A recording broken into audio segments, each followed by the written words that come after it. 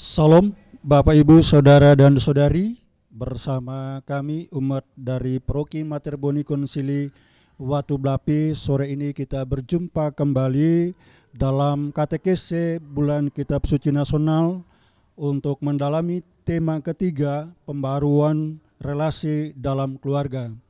Bahan permenungan kita diambil dari kitab Maleakhi 2 ayat 10 sampai dengan 16. Tujuan dari pertemuan ketiga, pendalaman tema pembaruan relasi dalam keluarga, agar setiap umat dan kita sekalian memahami dan menyadari Allah dan Bapa yang memanggil keluarga untuk hidup dalam kasih dan kesetiaan. Dan juga agar kita boleh membaharui relasi dalam keluarga seturut firman Allah. Maleakhi memang hanya seorang nabi kecil, tetapi ia begitu taat kepada Tuhan dan menyerukan agar setiap keluarga hidup dalam kasih dan kesetiaan. Untuk itu, sebelum kita masuk untuk mendalami katekese tema ketiga, pertama kami dari Paroki Watu Blapi memperkenalkan diri. Kita mulai dari sebelah kanan saya. Nama saya Laurentius Mado. Halo, perkenalkan nama saya Ibu Agnes Eva, biasa dipanggil Agnes dari Stasi Watu Denak, jabatan di Stasi, Ketua KKI dan juga Fasilitator Katekese Lingkungan. Salam, saya Pak Beni sebagai Ketua Pelaksana 2 DPP Mater Boni Konsili Watu Blapi, sore hari ini selaku fasilitator atau moderator katekese. Perkenalan, saya Alfonsa Posa, jabatan Ketua Stasi Santo Mikael Botang. Saya Suster Maria Marlista PRR, bertugas di komunitas Maria Diangkat ke Surga Watu Blapi.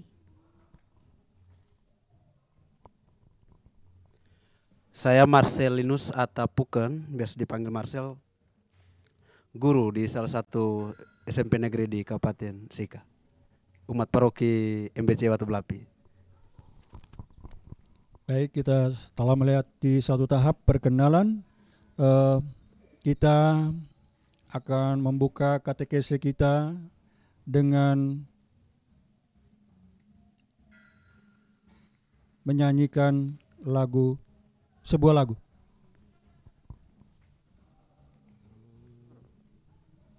Roh Kudus tamu hatiku, cintalah yang abadi, nyalakan dalam hatiku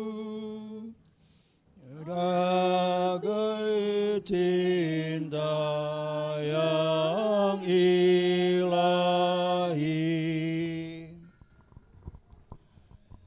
Dalam nama Bapa dan Putra dan Roh Kudus. Amin. Semoga Tuhan beserta kita.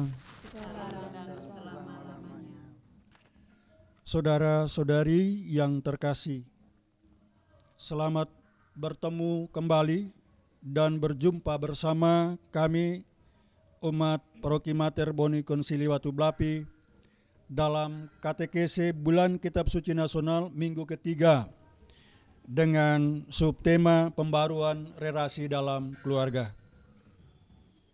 Sebelum memulai katekese ini, kita semua perlu mendapatkan informasi terkait apa yang telah dilakukan dalam minggu sebelumnya. Pada pertemuan ini, kita akan merenungkan ajaran Kitab Maleakhi bab 2 ayat 10 sampai dengan 16, di mana kesetiaan dan relasi keluarga menjadi cerminan kasih dan kesetiaan bagi Allah yang kita imani. Nah, untuk itu sebagai umat Allah, kita diajak untuk menjaga dan memperbarui hubungan keluarga dalam kesetiaan, baik antara suami istri, orang tua dan anak, maupun anggota keluarga.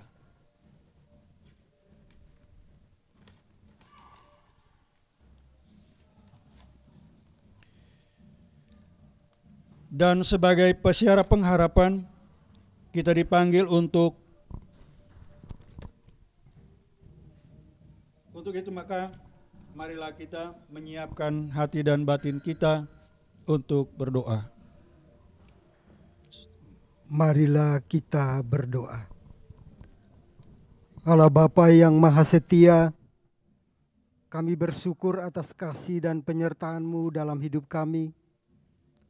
Hari ini kami datang di hadapan-Mu, membuka hati dan pikiran untuk mendengarkan dan merenungkan sabda-Mu melalui permenungan dalam kitab Maleki.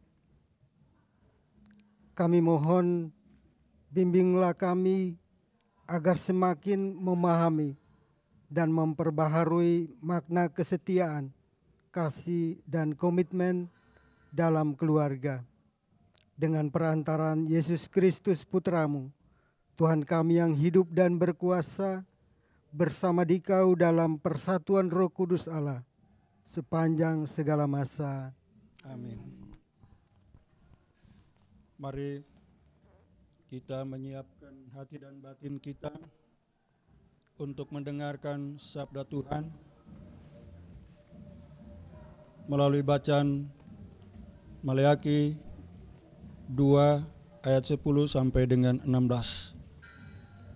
Kita semua mendengarkannya dengan penuh hikmat dan iman, agar bisa mendalami pesan kitab suci yang kita dengar dengan baik sebagai langkah perwujudan kasih Allah. Bacaan diambil dari kitab Maleaki. Tuhan memarahi Israel karena kawin campur dan perceraian. Bukankah kita sekalian mempunyai satu Bapa? Bukankah satu Allah menciptakan kita? Lalu mengapa kita berkhianat satu sama lain dan dengan demikian menyajiskan perjanjian nenek moyang kita? Yehuda berkhianat dan perbuatan keji dilakukan di Israel dan di Yerusalem, sebab Yehuda telah menajiskan tempat kudus yang dikasihi Tuhan dan telah menjadi suami anak perempuan Allah asing. Biarlah Tuhan melenyapkan dari kemah-kemah Yakub segenap keturunan orang yang berbuat demikian, sekalipun ia membawa persembahan kepada Tuhan semesta alam. Dan inilah yang kedua yang kamu lakukan, kamu menutupi mezbah Tuhan dengan air mata, dengan tangisan dan rintihan, oleh karena ia tidak lagi berpaling kepada persembahan dan tidak berkenan menerimanya dari tanganmu. Dan kamu bertanya, oleh karena apa? Oleh sebab Tuhan telah menjadi saksi antara engkau dan istri masa mudamu, yang kepadanya engkau telah tidak setia, padahal dialah teman sekutumu dan istri seperjanjianmu. Bukankah Allah yang esa menjadikan mereka daging dan roh? Dan apakah yang dikehendaki kesatuan itu? Keturunan ilahi. Jadi jagalah dirimu, dan janganlah orang tidak setia terhadap istri dari masa mudanya. Sebab aku membenci perceraian, firman Tuhan Allah Israel, juga orang yang menutupi pakaiannya dengan kekerasan, firman Tuhan semesta alam. Maka jagalah dirimu dan janganlah berkhianat. Demikianlah sabda Tuhan. Syukur kepada Allah. Baik Bapak Ibu, setelah kita mendengarkan bersama firman Tuhan yang dibacakan oleh suster, mari kita sedikit hening untuk mendalami pesan Tuhan yang telah kita dengarkan, lalu kemudian supaya kita bisa mendalaminya dengan menjawab beberapa pertanyaan penuntun berikut ini.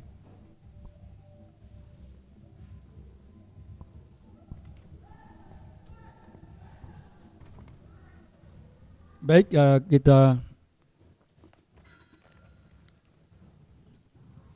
menjawab sebagai bentuk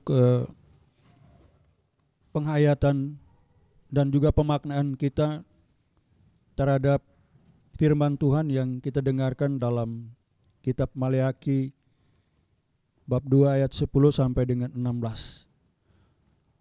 Untuk itu, pertanyaan pertama adalah, bukankah kita sekalian mempunyai satu Bapa? Dalam konteks hubungan antar sesama umat Allah,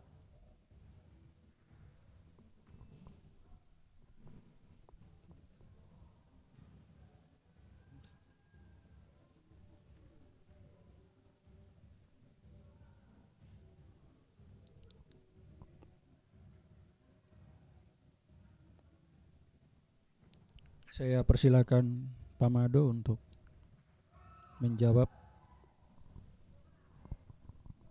Jawabannya kita lihat di ayat 10.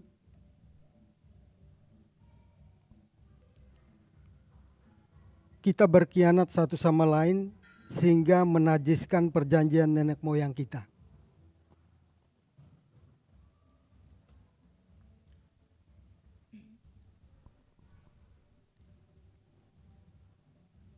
Dan pertanyaan penuntun yang kedua, mengapa Tuhan menolak persembahan orang Israel? Saya persilakan Saudari Agnes untuk menjawabnya.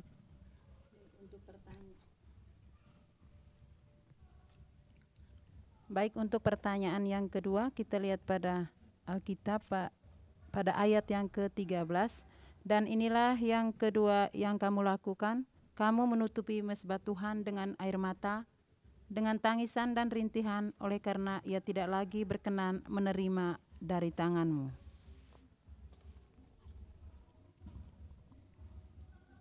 Yang pertanyaan yang ketiga, mengapa perkawinan dianggap sebagai perjanjian yang kudus dalam pandangan Tuhan?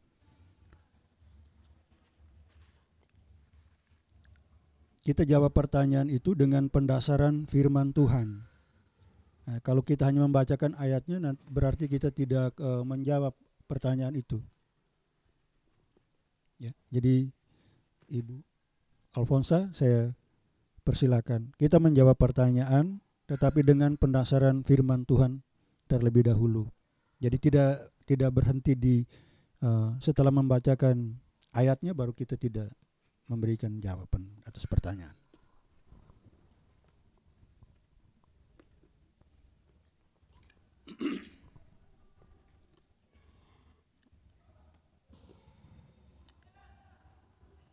Karena Maleakhi menyebut istri sebagai teman hidup dan istri perjanjianmu, yang menekankan bahwa ikatan pernikahan bukan sekadar kontrak sosial, tetapi perjanjian kudus di hadapan Allah.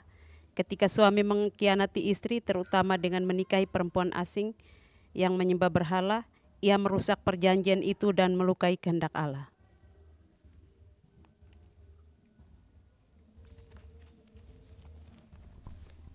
Terima kasih.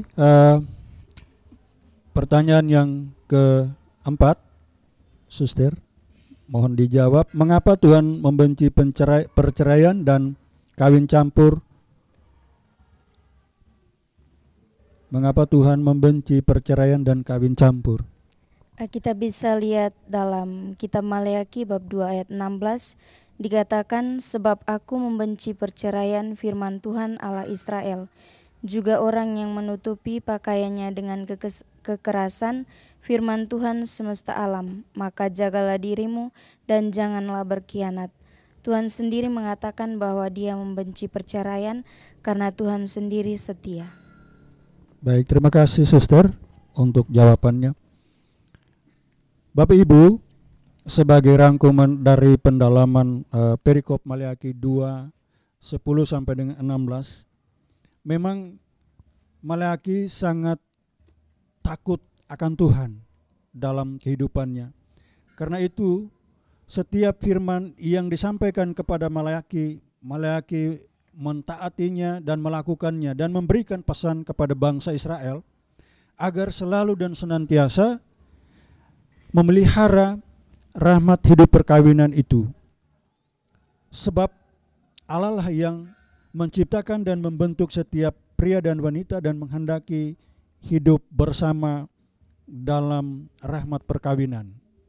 Karena itu kesetiaan hendaknya dijaga agar satu dan lainnya tidak berkhianat, tidak berselingkuh, dan ditekankan sangat lebih spesifik lagi bahwa saling mengasihi antara suami dan istri akan menghindari suami istri dari percekcokan, pertengkaran, bahkan juga perceraian. Nah, ketika bangsa Israel hidup tidak setia, tidak takut akan Allah dengan melakukan dosa perzinahan, Tuhan murka dan menolak setiap usaha baik dari bangsa Israel, termasuk juga persembahan mereka kepada Allah.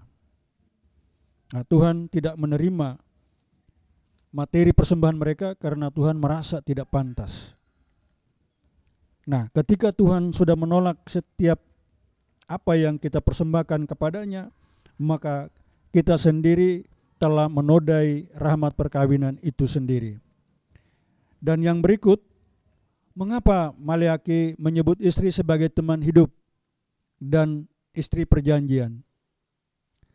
Sebab perkawinan Katolik itu bukan perkawinan kontrak, tetapi perkawinan Katolik itu adalah perkawinan yang monogami, perkawinan yang satu dan tak terceraikan. Karena itu setiap pasangan keluarga Katolik, suami istri tidak diizinkan untuk saling berkhianat dan menodai perjanjian kudus di hadapan Allah, sebab yang menikah dan berjanji bukan hanya istri dan suami, tetapi Allah sebagai sumber kasih yang adalah setia. Karena itu perceraian dalam pandangan Allah adalah suatu bentuk ketidaksetiaan dan juga kekerasan, dan juga adalah satu bentuk pemberontakan manusia terhadap Allah. Allah yang setia memberikan janjinya, tetap setia dan menunjukkan kasihnya, tetapi betapa manusia di akhir-akhir ini tidak mencintai rahmat perkawinan, saling membenci, dan bahkan juga banyak keluarga Katolik yang bercerai. Dan kawin campur ini merujuk juga pada bangsa Israel itu banyak yang kawin dengan orang di luar. Sehingga ini sangat bertentangan dengan apa yang dikehendaki Allah dan juga tradisi yang dihidupi oleh bangsa Israel. Baik, itulah yang menjadi beberapa poin yang menjadi rangkuman. Nah, untuk itu ada pertanyaan berikut, ikutan berikut. Pertama, bagaimana saya menghargai relasi dalam keluarga dan komunitas sebagai bagian dari kesetiaan saya kepada Allah? Pertanyaan ini bisa dijawab oleh Pak Marcel.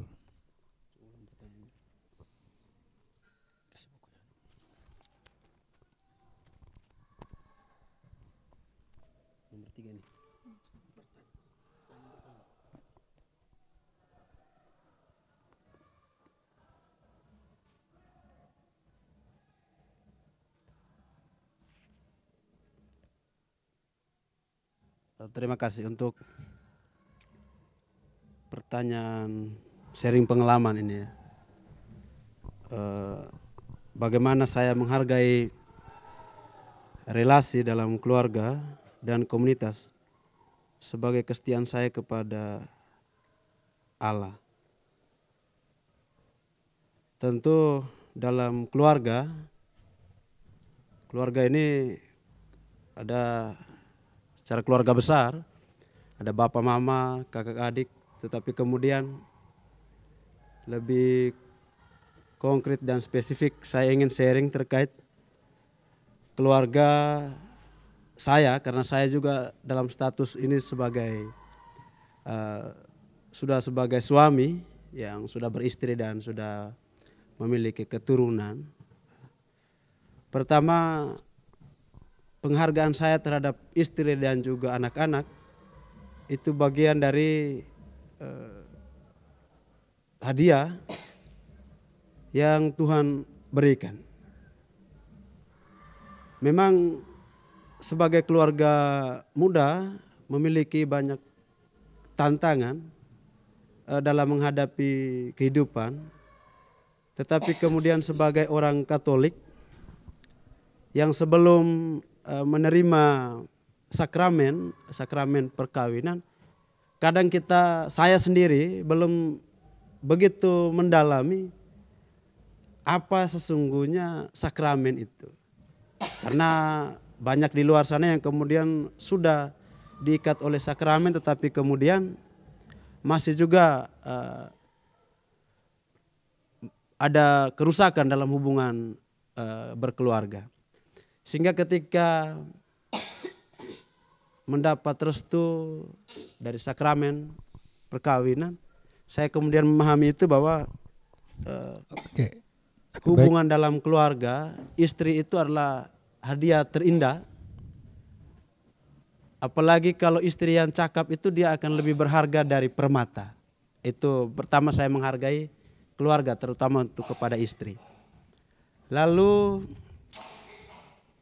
cara saya menghargai relasi terhadap anak-anak dan juga keluarga besar lainnya, bahwa saya tidak bisa kemudian dalam kehidupan saya sendiri bertanggung jawab, tetapi juga saya memerlukan pertolongan bantuan dari mereka, dari keluarga-keluarga lain. Sehingga itu bagian tertinggi dari kesetiaan saya terhadap keluarga itu adalah saya melihat bahwa keluarga dalam kasih kebaikan mereka itu adalah kasih kebaikan dari Allah. Ya, gitu. Jadi bagaimana kita menghargai relasi, artinya dalam hidup perkawinan kita men-sharingkan betapa pentingnya relasi itu, dan dari relasi itu kita bisa menjaga hubungan komunikasi dan juga bisa mempertahankan rahmat perkawinan yang telah kita terima. Ya. Oke, terima kasih Pak Marcel. Yang kedua, di dalam kehidupan keluarga kita juga mungkin pernah mengalami hal-hal yang membuat kita setia. Nah, kira-kira hal apa saja yang memungkinkan kita telah setia menjalani kehidupan berkeluarga itu sendiri? Pertanyaan ini saya minta Bapak Ibu Alfonsa yang menjawabnya.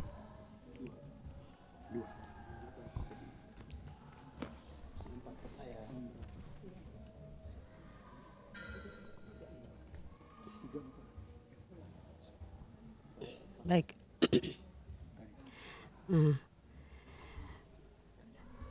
Dalam hal apa saja saya mungkin telah setia mengalami hidup berkeluarga, menjalani hidup berkeluarga.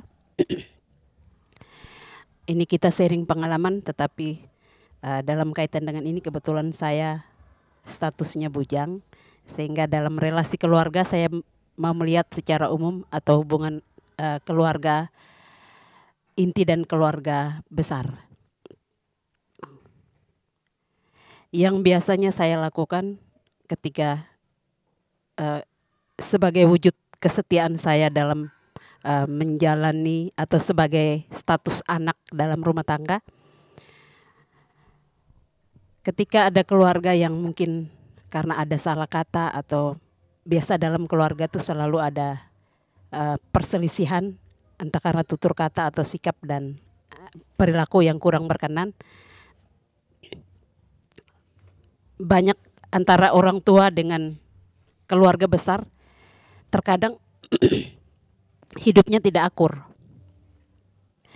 Dalam hal ini peran saya sebagai anak, saya biasanya selalu berperan sebagai pendamai.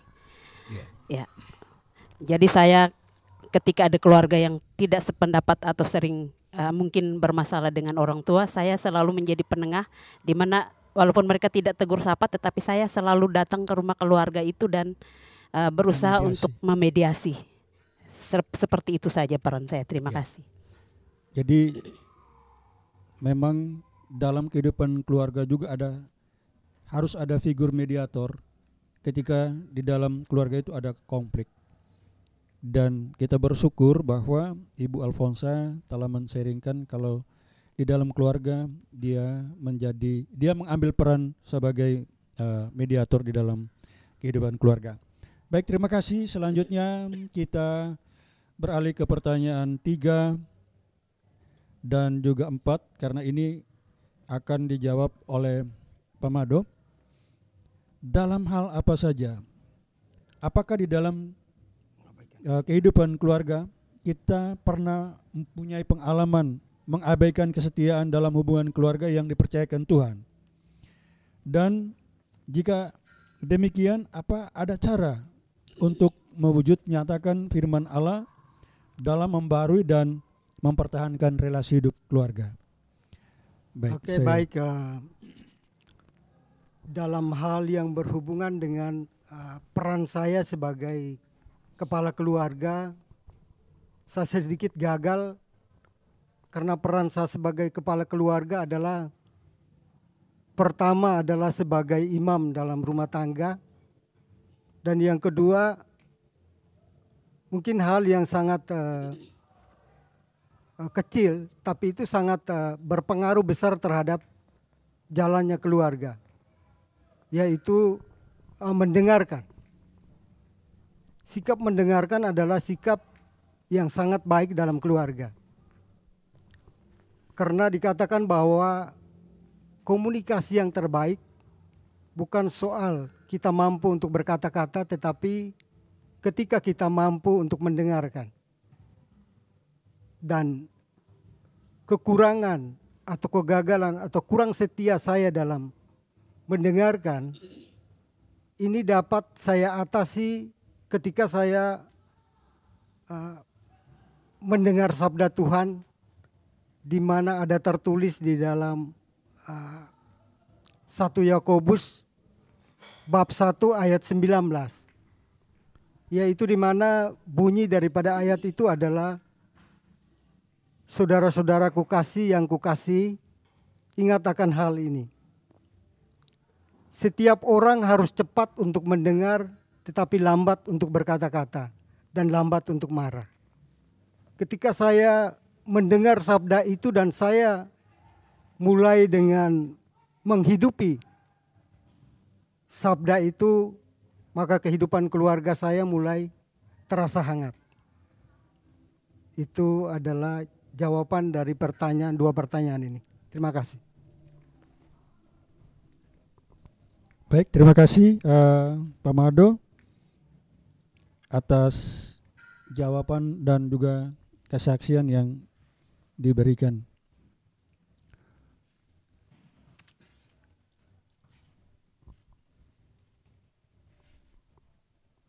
Kita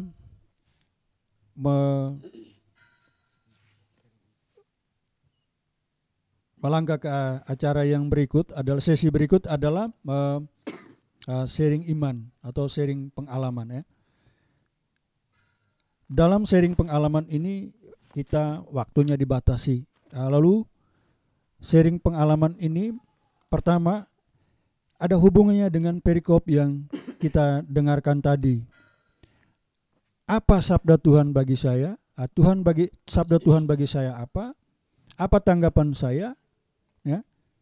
Dan selanjutnya apa yang saya buat terhadap sabda Tuhan yang saya dengarkan dan saya tanggapi dalam tindakan nyata. Ini satu orang kita beri waktu paling banyak ya 5 menit.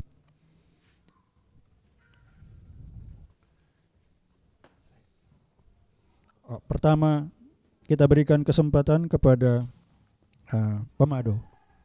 Oke, baik, terima kasih atas kesempatan yang diberikan untuk berbagi sharing pengalaman iman.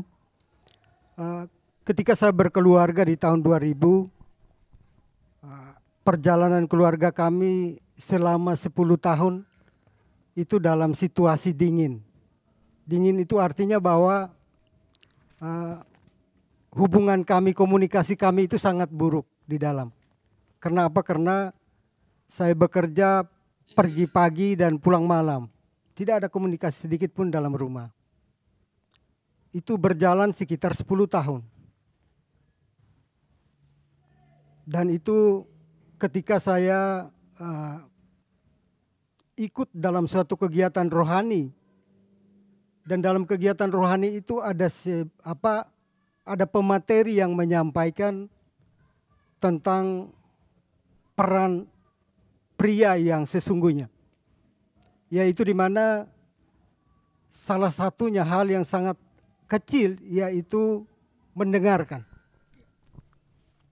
Ketika saya mendengar apa yang disampaikan itu, lalu pemateri juga dia bersharing tentang bagaimana pengalaman hidup keluarganya dalam hal berhubungan dengan mendengarkan. Lalu berikut dia juga menyampaikan bahwa seni komunikasi yang luar biasa itu adalah bukan soal berkata-kata, tetapi soal mendengarkan. Ketika saya mendengarkan itu dan saya pulang mulai belajar untuk mendengarkan. Karena selama 10 tahun itu saya pergi pagi dan pulang malam, pulang dan tidak pernah mau mendengarkan cerita dari istri atau keluh kesah dari istri. Dan setelah saya mengikuti itu dan saya pulang mempraktekkan, dan ternyata itu sangat indah. Seperti yang saya sampaikan tadi, saya juga baca di 1 Yakobus bab 1 ayat 19, di mana dikatakan bahwa kita harus cepat mendengar, tetapi lambat untuk berkata-kata dan lambat untuk marah. Ternyata itu dijalankan sungguh luar biasa. Keluarga itu menjadi hangat kembali. Yaitu di mana satu ketika anak saya remaja, dia nelpon saya untuk curhat. Karena saya sudah menghidupi firman tadi, maka ketika dia curhat sampai dengan 3 jam, saya tetap mendengar.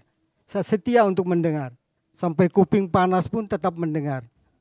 Tetapi selesai itu, dia selesai sharing dan saya mulai nasihatin dan saya doa.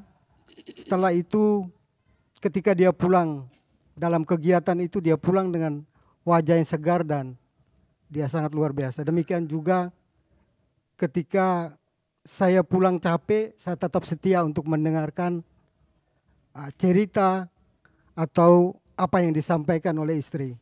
Nah, ini membuat keluarga itu bertumbuh dan semangat dan terasa hangat.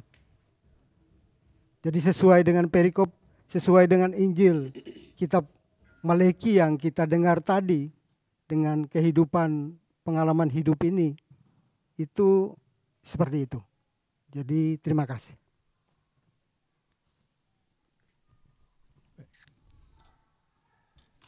Terima kasih Pak Bodo. Sharing yang baik untuk meneguhkan setiap umat Allah dan setiap kita yang mendengarnya pada kesempatan sore hari ini. Baik, saya persilakan lagi mungkin dari suster bisa sharing.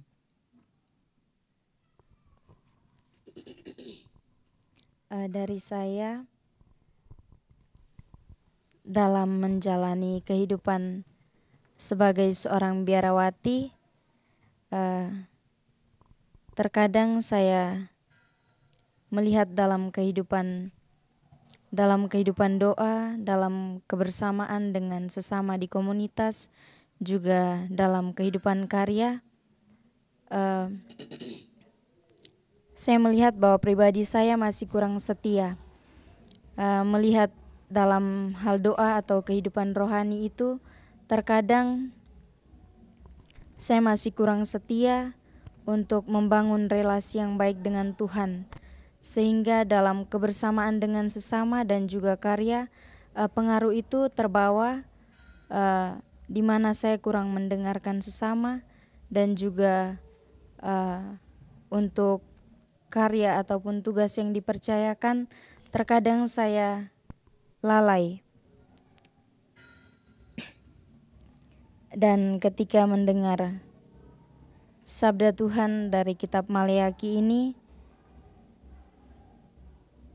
bukan saja dikaitkan dalam rumah tangga tentang kawin campur dan perceraian dan lain sebagainya, tetapi bagaimana kesetiaan saya terhadap Tuhan melalui hidup doa, hidup rohani saya, dan juga kebersamaan juga dalam hidup karya.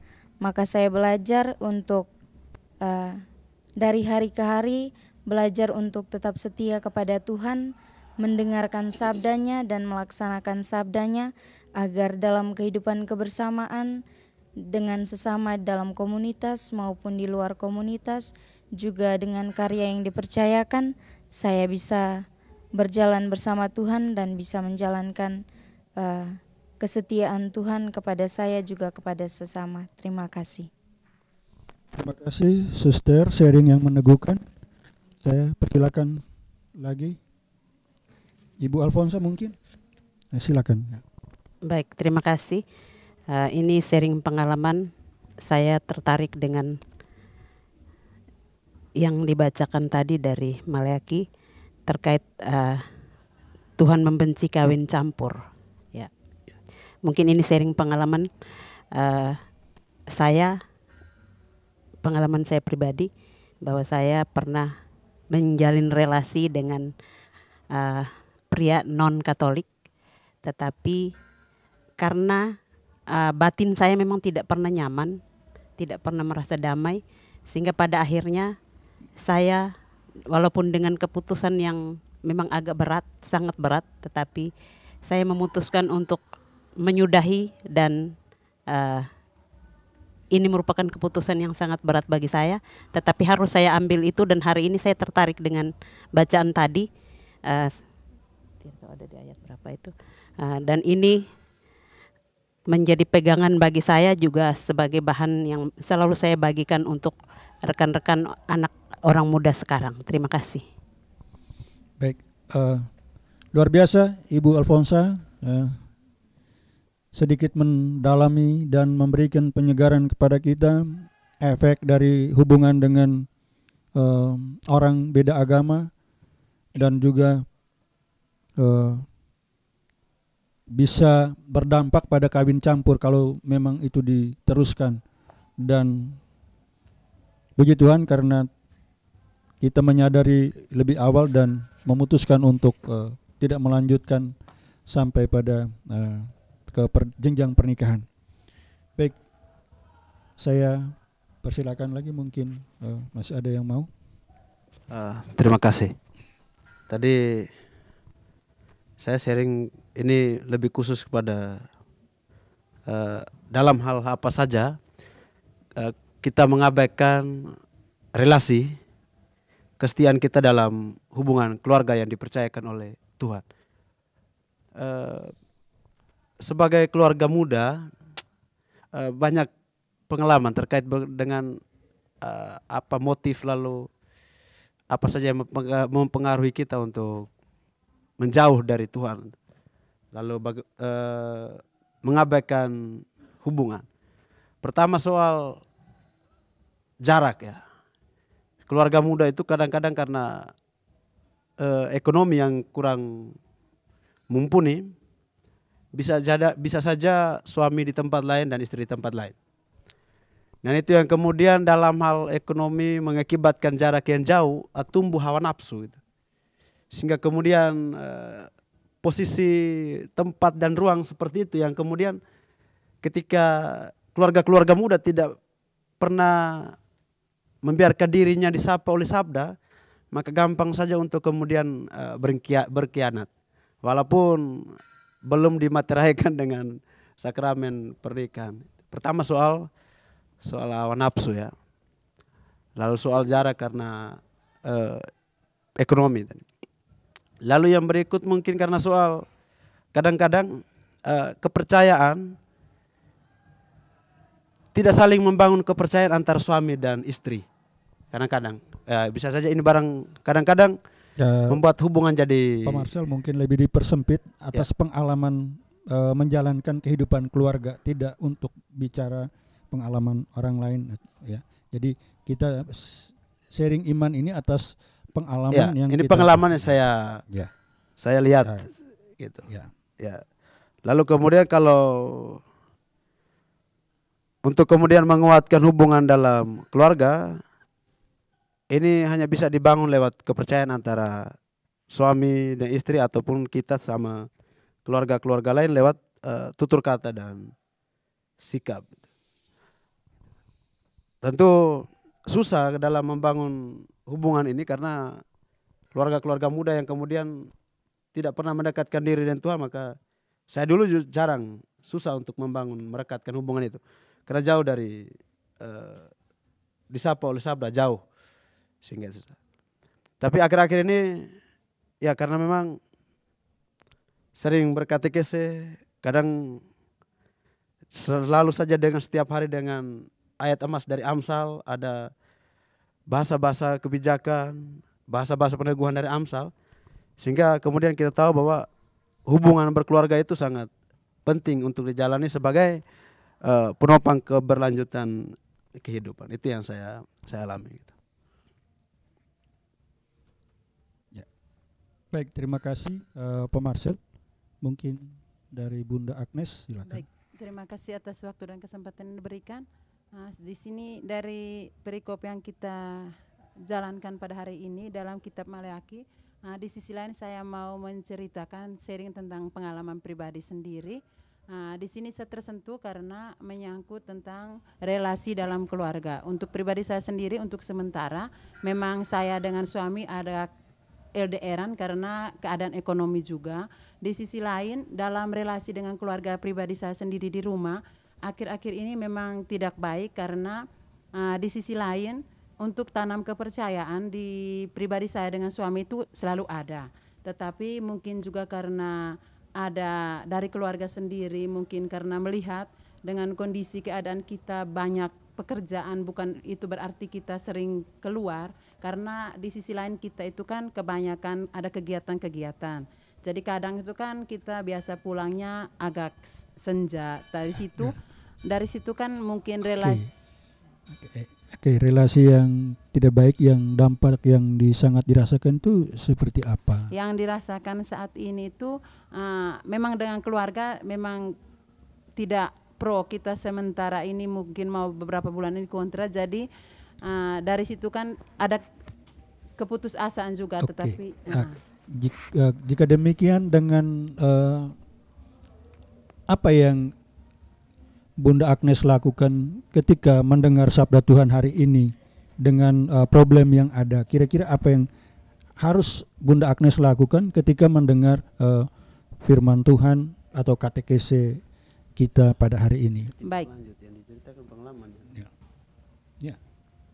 Sabar, tidak boleh pakai firman hari ini kan diceritakan pengalaman. Ya.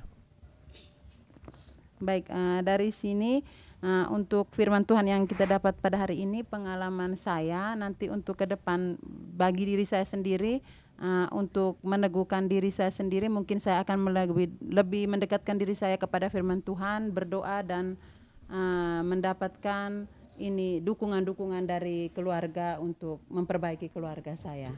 Sekian dari saya. Terima kasih. Oke, terima kasih Bunda Agnes atas sharingnya. Baik, setiap keluarga pasti punya pengalaman terkait problem kehidupan perkawinan atau dalam kehidupan keluarga. Saya sendiri saat ini usia perkawinan tanggal 25 September ini akan masuk usia 17 tahun. Di awal-awal perkawinan, awal-awal hidup perkawinan kami memang banyak sekali terjadi problem. Problem yang terjadi ini bisa mempengaruhi hubungan atau relasi antara saya dan istri. Masing-masing kami masih terobsesi dengan mantan, sehingga itu sering sekali kami bertengkar, dan itu sangat terganggu kenyamanan dan keamanan hidup perkawinan kami di awal-awal usia perkawinan di bawah 5 tahun. Syukur pada Tuhan bahwa ketika kami mengalami padang gurun hidup perkawinan, kami mengalami oase, kami mengambil jalan keluar dengan mengikuti berbagai macam retret. Salah satunya adalah retret pria sejati Katolik. Ketika mengalami retret atau mengikuti retret pria sejati Katolik, saya diteguhkan dengan banyak hal. Salah satunya adalah sebagai kepala keluarga, saya harus mengambil peran untuk menjadi imam, nabi, dan raja yang baik. Dan puji Tuhan juga, apa yang saya dapatkan dalam retret itu pulang saya terapkan dalam kehidupan keluarga saya. Karena itu kehidupan setelah saya terapkan dan berdiskusi dengan ibu, lalu kemudian kami hidupi bersama, termasuk mengambil keputusan untuk membaca firman setiap hari dengan proses Lectio Divina, dan hubungan perkawinan kami dieratkan, lalu kemudian rumah tangga kami selalu teguh karena berjalan dalam terang sabda Allah.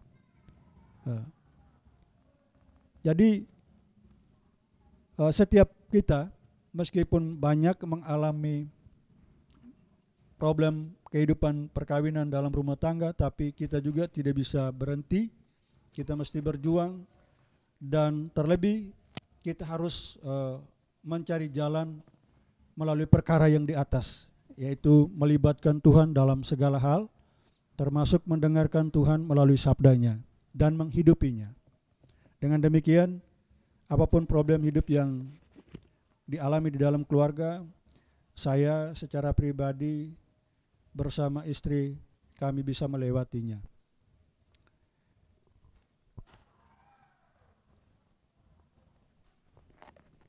Baik, selanjutnya beberapa hal yang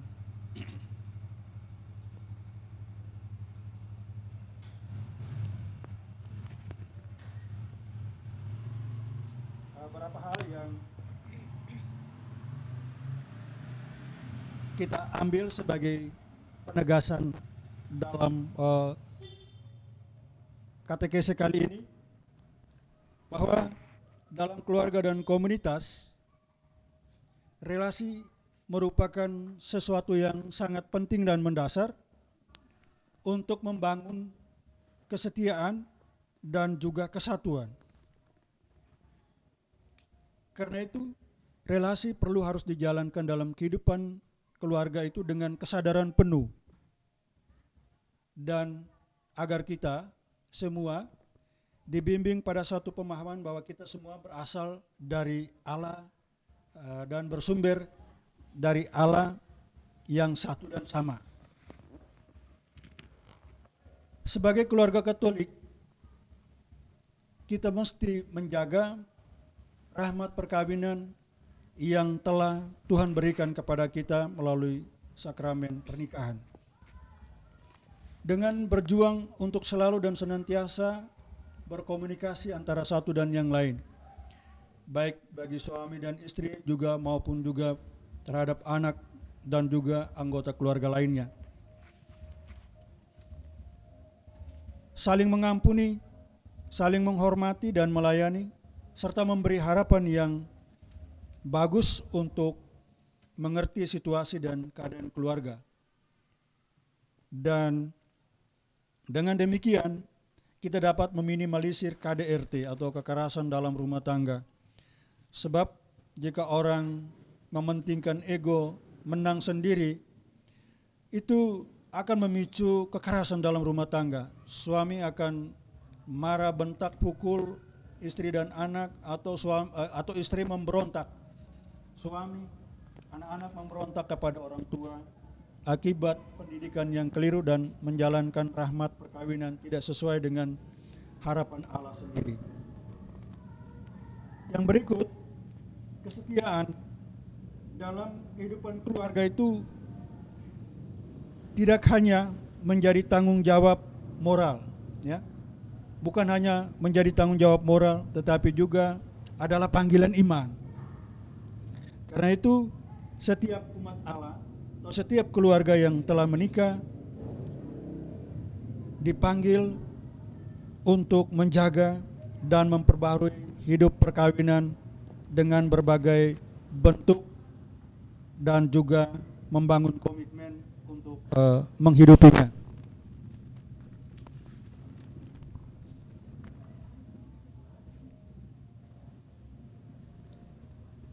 Baik, kita menuju sesi yang berikut adalah oratio atau doa. Doa ini kita percayakan kepada Bapak Mado.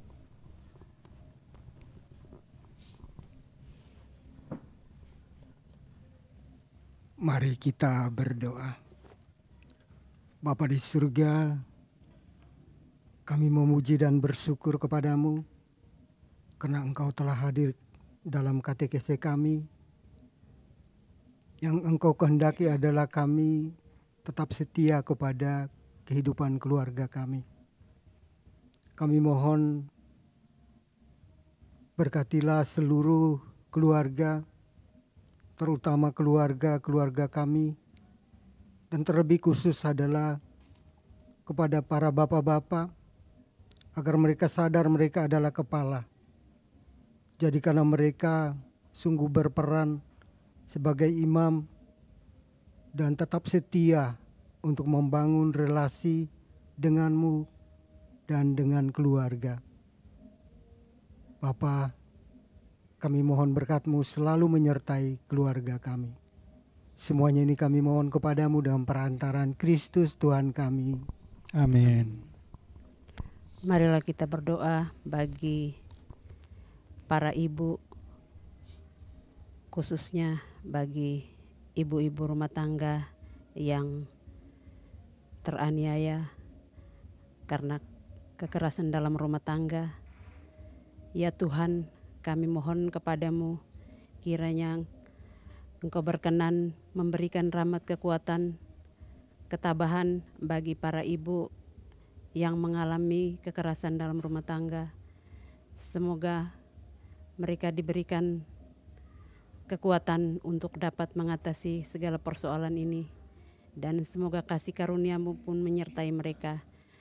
Limpahkanlah rahmat-Mu bagi rumah tangga mereka dan berikanlah kesadaran bagi pihak suami atau bapak yang dengan tega melakukan kekerasan dalam rumah tangga, sehingga rumah tangga mereka kembali harmonis dan kebahagiaan sejati dapat mereka peroleh daripada-Mu. Kami mohon ini dengan perantaraan Putra-Mu terkasih Tuhan kami Yesus Kristus, kini dan sepanjang segala abad. Amin.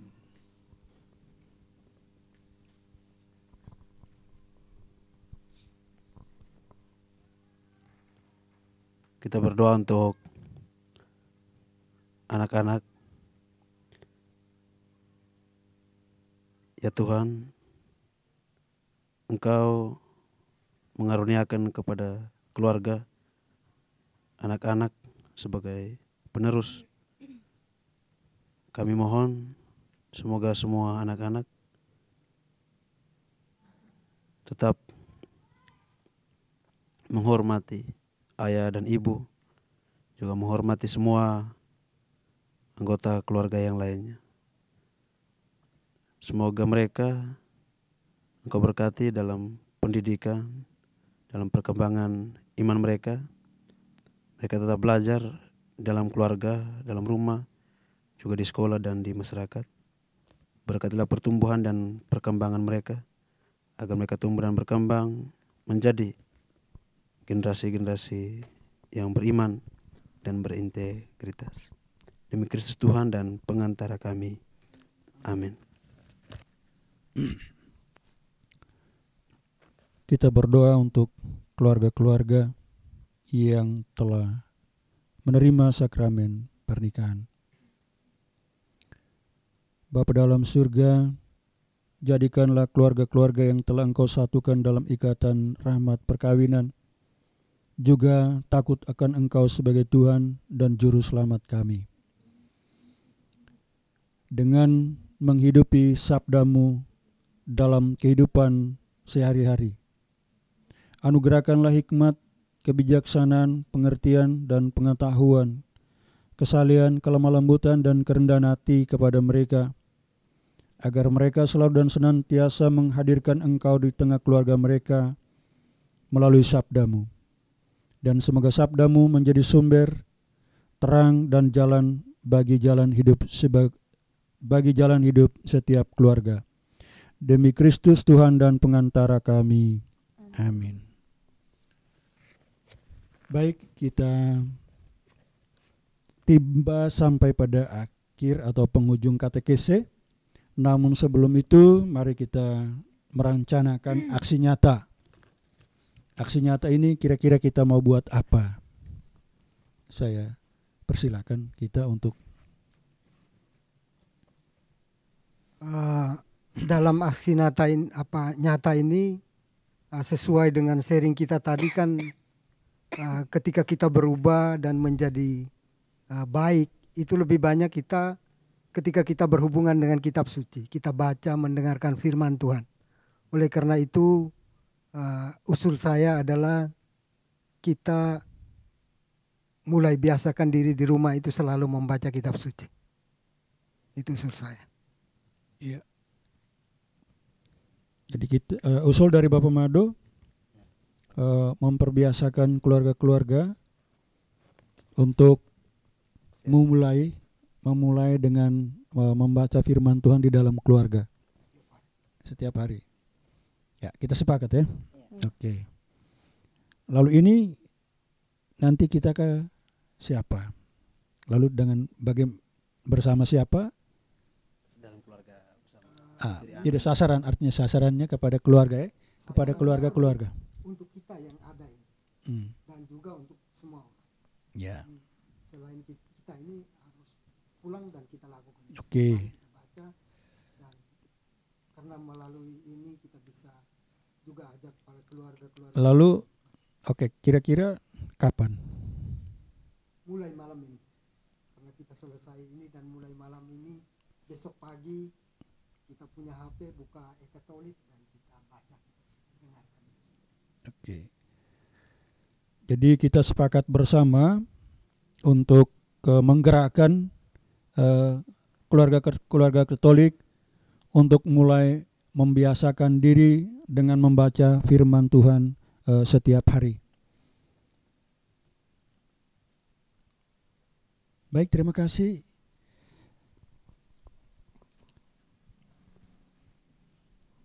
Sekarang Bapak Ibu, kita akan mengakhiri katekese kita pada bulan nasional bulan Kitab Suci Nasional dengan subtema ketiga.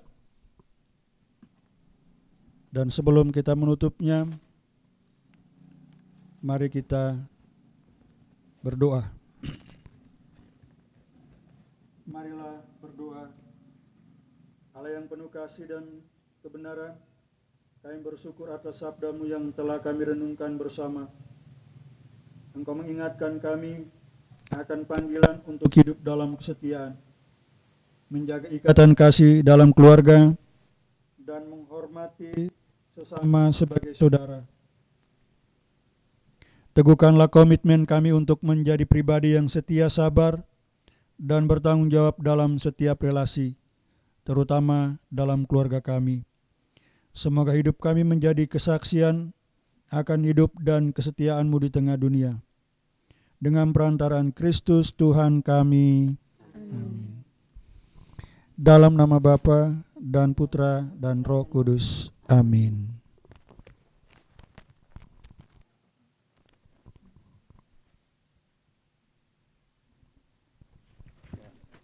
Sampai jumpa.